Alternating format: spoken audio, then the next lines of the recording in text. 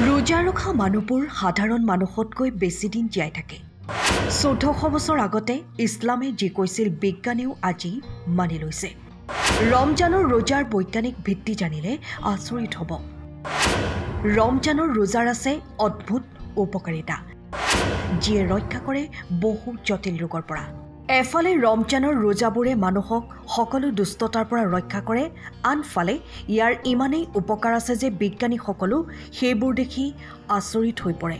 25 বছৰ ধৰি নিবিড় গৱেষণাৰ অন্তত আমেৰিকাৰ বিজ্ঞানীসকলে ৰমজানত ৰোজাৰ উপকাৰিতাৰ বিশদ তালিকা প্ৰকাশ কৰিছে। এই তালিকাত কেঞ্চাৰৰ দৰে ৰোগো সন্নিৱিষ্ট কৰা হৈছে, যিবোৰ এতিয়ালৈকে নিৰাময় কৰিব নোৱাৰা বুলি গণ্য কৰা হৈছিল। বিজ্ঞানীসকলে কয় যে উপবাসে আমি কেৱল কেঞ্চাৰেই নহয় 200ৰো অধিক অনুৰূপ ৰোগৰ পৰাও মুক্তি পাব পাৰোঁ।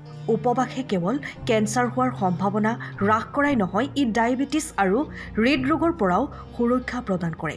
এই কাৰণেই ৰমজানৰ ৰোজা সমগ্ৰ বিশ্বৰ চিকিৎসা উদ্যোগৰ বাবে গৱেষণাৰ বিষয় হৈ পৰিছে। ৰমজানৰ 30 দিনৰ ৰহস্য আৰু বিজ্ঞানীসকলৰ প্ৰতিক্ৰিয়া। বিজ্ঞানীসকলে কৈছে যে ইছলামত ৰমজানৰ 30টা ৰোজা কেনেকৈ আৰম্ভ হ'ল তেওঁলোকে নাজানে, কিন্তু নিশ্চিতভাৱে স্পষ্ট যে যিজনে ৰোজা আৰম্ভ কৰিছিল সেয়া সাধাৰণ মানুহ নাছিল। এই প্ৰক্ৰিয়াৰ ইমানেই উপকাৰ আছে যে সেইবোৰক এখন কিতাপত সামৰি লোৱা সম্ভৱ নহয়। ৰমজানৰ ৰোজাবোৰে মানুহৰ সমগ্ৰ শৰীৰত প্ৰভাৱ পেলায়।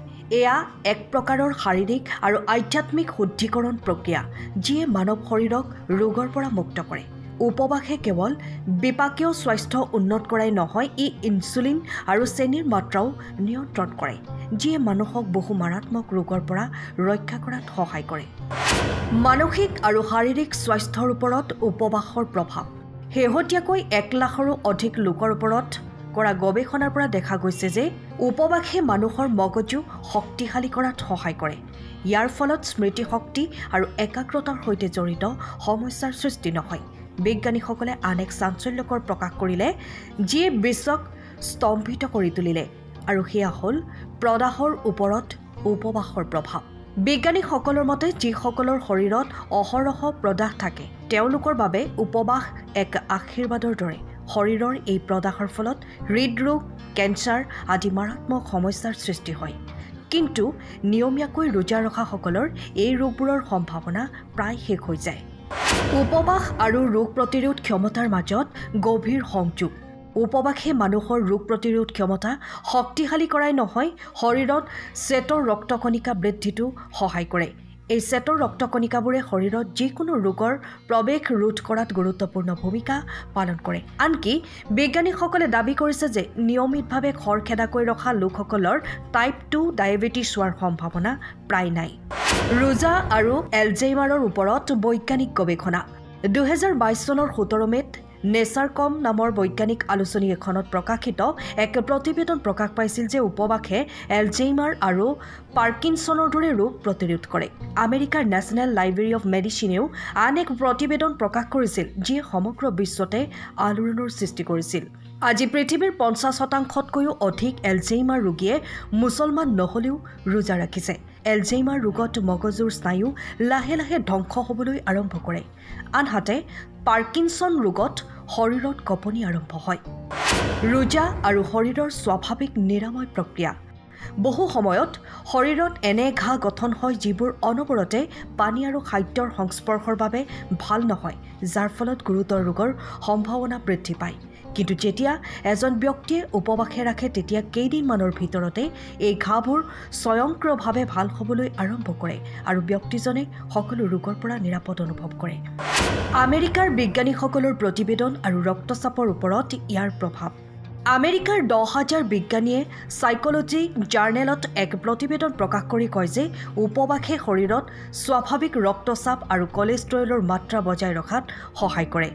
ই কেৱল কলেষ্ট্ৰল নিয়ন্ত্ৰণ কৰাই নহয়, হৃদৰোগৰ পৰা সকাহ দিয়াতো সহায় কৰে। জাৰ্নেল অৱ ফিজিঅলজিষ্ট প্ৰকাশিত এই প্ৰতিবেদন, যাৰ 10,000 সদস্য আটাইকেইজন ডক্টৰেট ডিগ্ৰীধাৰী বিজ্ঞানী। ৰোজা আৰু দীৰ্ঘায়ুৰ মাজত বৈজ্ঞানিক সংযোগ। ইছলামত জীৱন আৰু মৃত্যু কেৱল ঈশ্বৰৰ ইচ্ছাৰ লগত জড়িত। প্ৰতিজন মানুহেই এটা নিৰ্দিষ্ট সময়ৰ পিছত মৃত্যুৰ সোৱাদ ল'ব লগা হয়, কিন্তু ভগৱানে ইচ্ছা কৰিলে কোনো বিশেষ কৰ্মৰ বিনিময়ত মানুহৰ আয়ুসো বৃদ্ধি কৰিব পাৰি। এতিয়া বিজ্ঞানেও এই ধাৰণাটো প্ৰমাণ কৰিলে। বিজ্ঞানীসকলৰ মতে নিয়মিত উপবাসে এজন ব্যক্তিৰ আয়ুস বৃদ্ধিত সহায় কৰে। ৰোজা ৰখা মানুহবোৰ সাধাৰণ মানুহতকৈ বেছি দিন জীয়াই থাকে।